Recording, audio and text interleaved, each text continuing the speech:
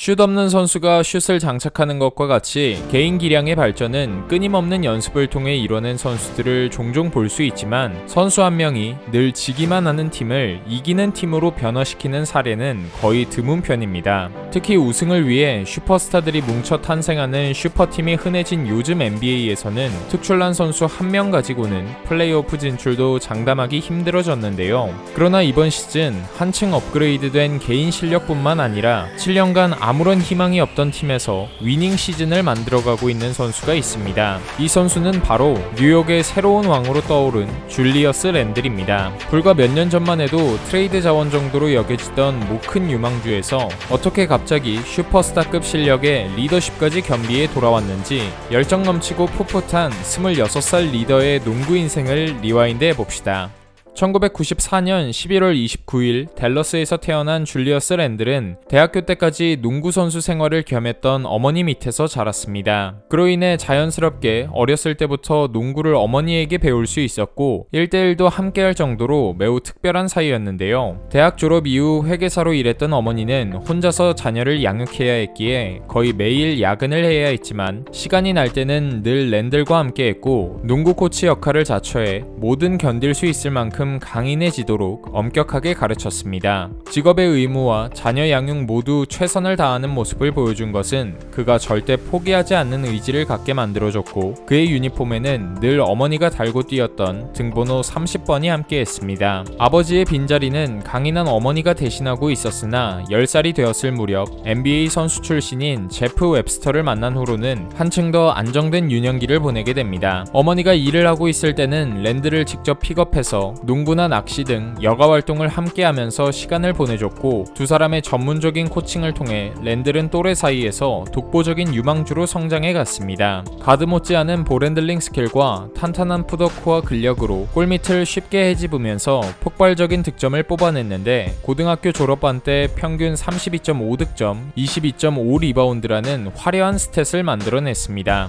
고교 무대에서 압도적으로 게임을 지배한 랜들은 앤드류 위긴스, 자바리 파커와 함께 13학번 탑3로 거론될 만큼 전미 최고의 유망주로 이름을 떨쳤고 켄터키 대학교의 러브콜을 수락하면서 NCAA 무대로 향했는데요. 켄터키대에서도 들어가자마자 전경기를 모두 주전으로 소화하면서 평균 더블더블을 기록해 SEC 최고의 1학년 선수로 뽑혔습니다. 팀 역시 NCAA 결승전까지 진출하는 좋은 성적을 거뒀으나 아쉽게 코네티컷 대학교에게 6점 차로 패배해 준우승으로 만족해야 했습니다. 대학 무대에서도 위력적인 포워드임을 검증한 랜들은 신입생 시즌 종료 후 원앤던으로 2014년 NBA 드래프트에 참가했고 1라운드 7픽으로 LA 레이커스의 지명을 받게 됩니다. 지난 시즌 레이커스의 팀 성적이 워낙 안 좋았지만 경험 많은 베테랑들 사이에서 랜들은 어느 정도 많은 출전 시간을 받으면서 경험치를 잘 쌓을 것처럼 예상되었는데요. 그러나 기다리고 기다리던 데뷔전 첫 경기에서 정강이뼈 골절 부상을 입어 단 13분만을 뛰고서 루키 시즌을 끝마쳐야 하는 큰 시련을 겪었습니다. 그저 몸의 회복을 기다리며 벤치에 앉아있는 상황이 어느 때보다 꿈에 가장 가까이 다가서 있지만 어느 때보다 꿈이 멀리 있는 기분이었다고 표현했는데요.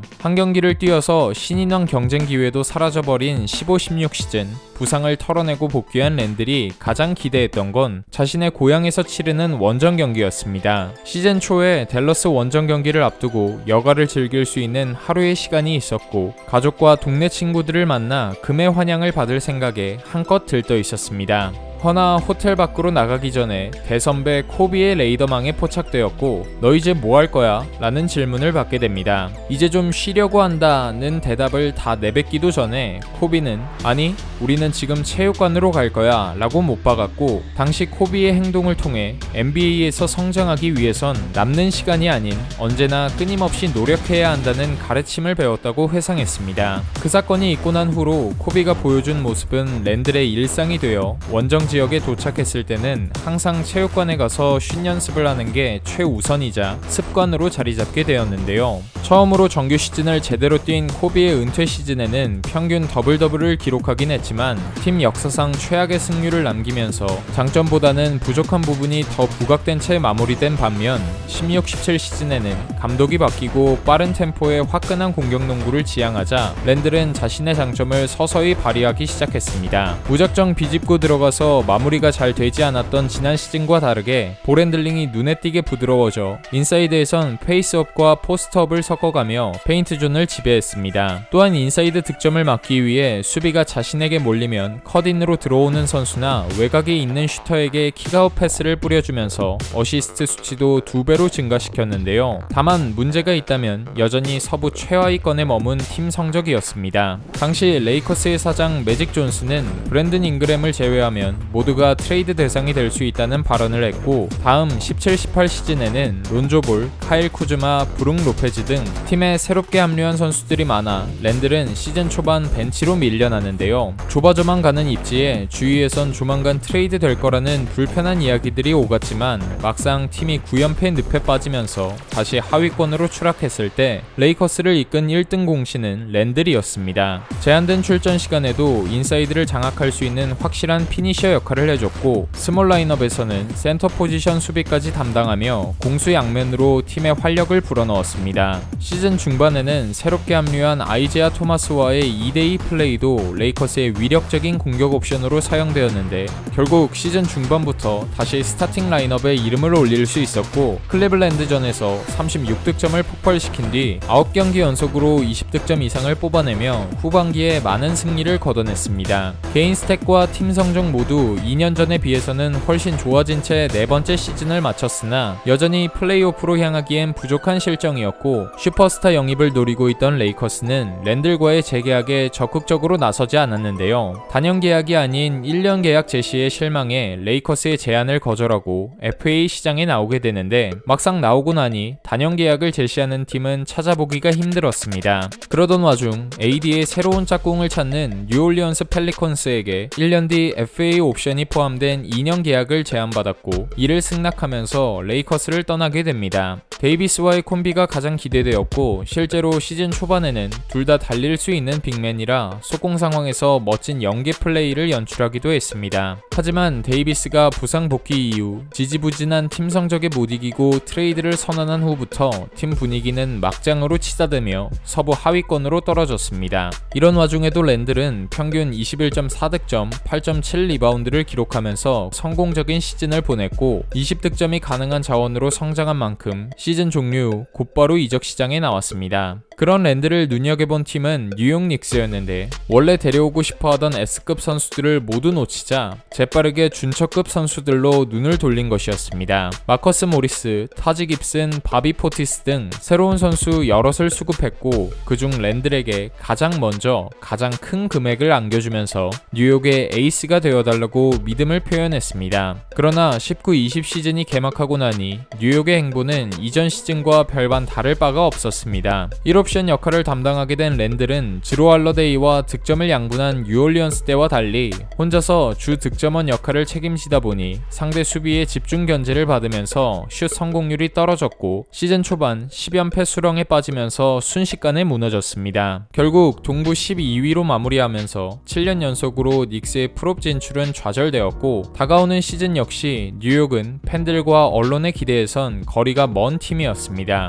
그러나 랜들은 지난 1년을 되돌아보면서 리더로서 한층 더 성장하는 발판을 만들었는데요. 특히 매번 아빠의 경기를 지켜보고 아빠의 모습을 따라하는 아들이 1대1 농구를 할 때 왜 파울을 안 부냐고 항의하는 걸 보면서 최근 경기 중에 저런 모습밖에 안 보였구나 하고 회상한 일화를 밝혔습니다. 뉴욕과 함께한 첫 시즌, 그의 머릿속은 1옵션으로서 본인의 능력을 증명해 보여야 한다는 강박으로 가득했었고, 득점에만 너무 집중하다 보니 더 중요한 팀을 이끄는 리더십을 발휘하지 못한 게 스스로 실망스러웠으나, 다가올 20-21 시즌을 통해 자신의 평판을 새롭게 하기로 마음먹었습니다. 그러기 위해서 가장 먼저 자신의 플레이 스타일을 바꿨는데, 리그 트렌드에 맞게 팀원들에게 더 넓은 공간을 만들어주기 위해 슛거리를 대폭 늘렸습니다. 그리고 자신보다 어린 선수들에게 가르쳐줄 수 있는 것들, 자신이 루키일 때 코비 브라이언트, 아이제아 토마스 등 베테랑들에게 배운 점 점들을 전수하면서